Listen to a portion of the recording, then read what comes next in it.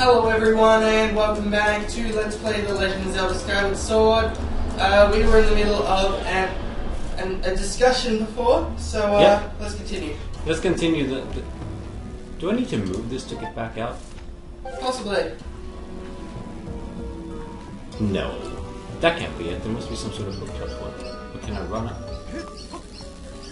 No? Not quite. No, but because that's the way out. Or is it? Oh, wait. Oh, no. This is another way out. Okay, I'm sorry. So anyway. Yeah, we were talking about, like, changing stuff in Zelda, and we were talking about the particular example of of making Link female, and it was someone who did that for his daughter. Right, well, he didn't even make Link female, he just changed the... He changed the pronouns from he to she, so his, like, 4-year-old daughter could read it better. Or she could go, Daddy, why does that girl look a lot like a guy? Well, Link is pretty gender ambiguous in Wind Waker, to be fair. Yeah. But I think that's also the case, because, like we said before, you're supposed to feel like you're the hero. And if she was playing Halo or something, where you have a very set personality, right. Of course, it would feel like Cortana was talking to Master Chief and not to her.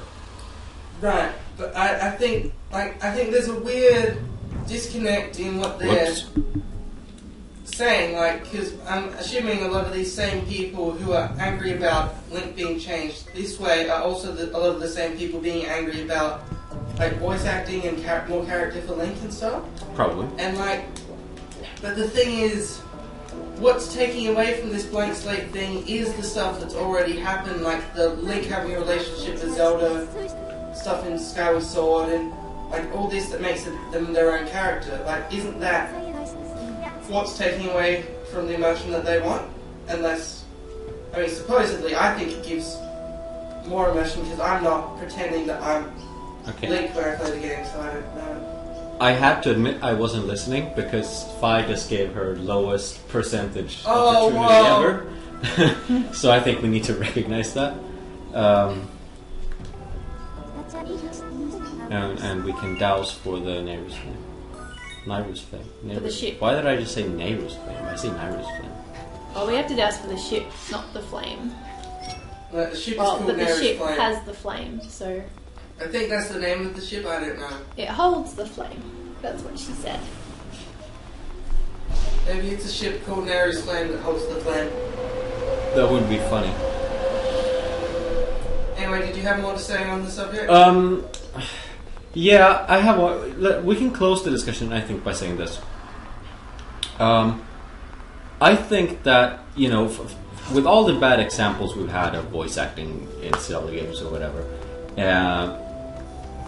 and as much as I believe that it's a good decision to keep Link being you and not really be his own character in a way, I don't think there's really a harm in trying, and that's the thing. You can certainly be skeptic of something. I think a lot of things in Zelda have been, keeping people skeptic. Like Wind Waker, there was so many people that were like, "Oh, this is going to be horrible. This is going to suck. This is the worst thing ever." And then it turned out to be okay. So if someone's going to suggest, "Hey, let's do something crazy," then I think that Zelda doesn't just need to be what we are already familiar with. Right, I think it can be so many things, and people tracks, shouldn't be opposed to trying. Spirit tracks and the trains, people freaked out because there were trains, because having trains would take away from the immersion. While there were problems with Spirit Tracks, the bit that they were concerned about, that there were trains, wasn't the problem. How I think it was more... This is a topic for discussion, but that would be the same if you were riding on a Lapras. It's more a worry about if it's too linear than trains is the discussion. Well, I think, it was more, that, again, it's sort of, not so much the immersion, but it doesn't fit into the world of Zelda, as a lot of people picture it.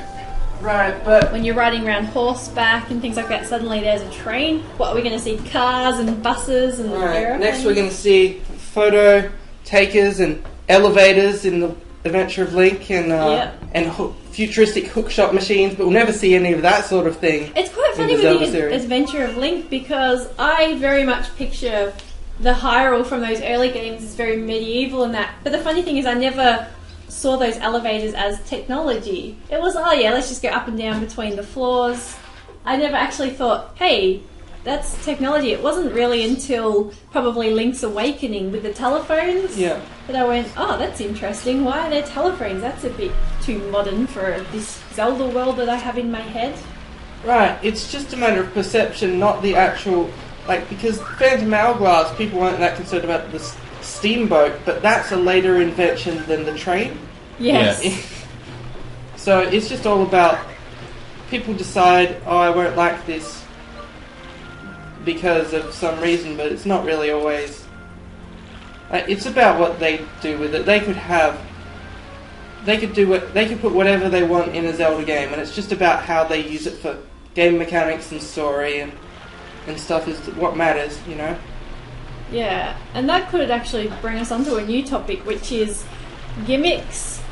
Yep. You know, and things like the motion control. You know, some of the Zelda games, it feels like they've built them more around gimmicks. You know, even the DS, how we used every possible function of the DS, like blow into the microphone to blow out the counter, shut the DS. Yeah, some of those things are really stupid, but I think, the touch thing, when it worked really well. I think they're good to try, but I think it's... Forcing them isn't always the best thing. Like, having the D-pad on the DS Zelda games not work was just dumb. Like, you've got the buttons there, let people have the option if they have different situations with their hands or something. If they're on in a noisy place or on a train, don't make them blow into the DS like harmonica to progress to a new thing. You know, like give them options. You know. Yeah, but you know, Zelda, especially in the early days, was known for being, you know, revolutionary. You know, things like the Z targeting or Z targeting if you're American. Right. That was all new, and you know, so many 3D games make use of that now. Yeah, like Zelda's. So it has been known for doing new things in the past, but then people are worried that it's been taking less and less risks as it goes lately. Yeah, I agree. It feels like instead of being innovative, it has become more gimmicky. And so we have the same old Zelda formula, but yeah, we'll just throw in, you know, motion controls, or, you know, with the Wii U coming up, I wonder, I'm sure they're going to not just think about the Zelda, like, story, they're going to think, how can we use the Wii U tablet and make a Zelda game around it? I think, like, you know, because you can summarize, like, the changes between Skyward Sword and, say, Twilight Princess as, you know, Twilight Princess but with better motion controls, you know, or like Twilight Princess and Wind Waker as Wind Waker or Ocarina of Time with upgraded graphics, you know, but you couldn't do that in the early games. You couldn't describe the Adventure of Link as anything like the original Legend of Zelda, and A Link to the Past was a complete change, and then although I did feel changed it to a whole 3D. Yeah, although I personally felt like A Link to the Past was a bigger and better original Zelda. Well, you can keep the same basic formula, but if you can sum up the experience as The Legend of Zelda, but they've added in a button that shoots ducks, like, you know, you've got, it's not, you can't say that about A Link to the Past. It's made so many changes. Yeah, that's from true. The I mean, Legend of Zelda. Of course, but that's also because, you know, the Super Nintendo could do a lot more, so suddenly we can have a lot more story and characters and a bigger game. Every generation we get new chances to do a lot more. Yeah. You know, like and the Wii and the Wii U. I think it's made, like Skyward Sword, you know, it makes it sound like we're dissing everything, but, you know, these are great games. It's just, we're just worried about, like, it being, like, that they could have had a lot more change, like, rather than, it feels a bit more like, you know. That's just it. installments of with some slight upgrades, you know. Yeah, I agree. I mean, definitely, I was hoping for a lot more change, with regard to the story and the world of Zelda, especially when they said Skyward Sword is going to be the very first chronological game. So I thought, great, we're going to see, hints of Hyrule as it was in the past, and I was picturing a massive overworld. So when we get to the surface, and there were these 3 very distinct areas. Yeah. That I felt, they missed the opportunity to have exploration. It's part of the same problem I have with Spirit Tracks. Is like, while you can say once you get to an area, there's an overworld. Like, it's still. Finally! We found here the it ship. is. God damn it! That took so long. Now we have to shoot it. Now you have to shoot it. Yeah, I did shoot it. You have to shoot it a few times. But yeah. How can I miss something that's so large? It doesn't make sense. Okay, shoot. Just to your right. There we go. But yeah, what was I saying? Even though in the individual areas there's exploration, it's still the general feel of the others is that it's all a big connected world with all this stuff. Like, you can, in Ocarina of Time, you can go up from this, as soon as you get to Hyrule Field, you can go up to see all the different areas. You might not be able to access everything, but there's just this feel of you're in a huge world. It's part of the immersion. And I feel like games like Spirit Tracks move more towards the Mario sort of thing of having stage progression. Like, the stages individually are fun, but it's just sort of go from stage 1-1 to stage 1-2. Yeah, you don't feel like you're part of a bigger world. Right. Yeah, and I think Skyward Sword is also following the same thing. It's pretty linear in that regard. And that's one thing about Skyward Sword that I don't really like. I don't think, honestly, Skyward Sword is such a good game that I don't feel like it's really missing. But I also think that it would probably be a lot. I would want to see it made in, what you're saying, like, if you just drop it into each world, maybe that would make it even better. But yeah, for Skyward Sword, I don't think, there are a few people who say, oh, because it's not a huge world, then you can go anywhere at once. There are people who say that that's a really big flaw. I don't think so, because I think Skyward Sword it is a fun game and keeps you really focused on what's going on right now, so you don't end up missing things you don't see.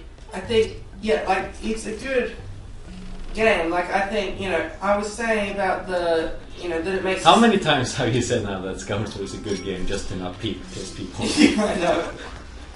I was saying before that it's sort of like Mario, but that's not a bad thing in the Mario games. Like, Super Mario Bros. 3 is probably one of my favourite games of all time. It's got fun levels, it's got cool stuff. It's just, the thing is about the Zelda games is that part of the feel, the thing that made it unique was this big sense of being immersed in a huge world. And if they lose track of that to have, linear sort of progression, then it might lose sort of some of its soul, I guess, even if it gets a good game. Yeah. Completely agree with you. I mean, for me, Zelda is so much about adventure. And adventure is, going into these wild and, massive lands and being able to explore so many different places. Finding secrets. Wow, there's a bit of a bug infestation going on here. I will blow them. Exterminate a You link. always do this, but it doesn't actually... No, this time it will work. Okay. Absurd. Just kill these guys that are... This reminds me of Stargate See how with many all the I replicators blew up on so the many ship. things right there. Yeah. Just blow up some more.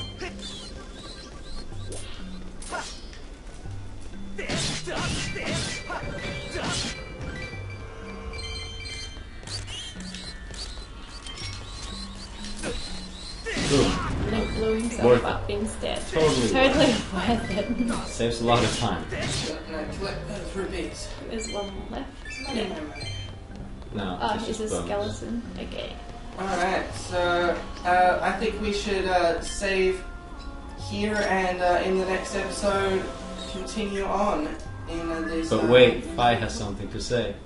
She wants you to look. At the door. You can't open it with A because it's sealed. Thanks, Fi. Oh. No, locked doors have never held anything important. Yeah, no, locked doors. Maybe they hold things that are meant to be locked away. Like wild criminals and theory. insane people. Wild theory. Anyway. I usually use my locked doors to hold away, you know, like my... Puppies. Sure, why not? Bye-bye.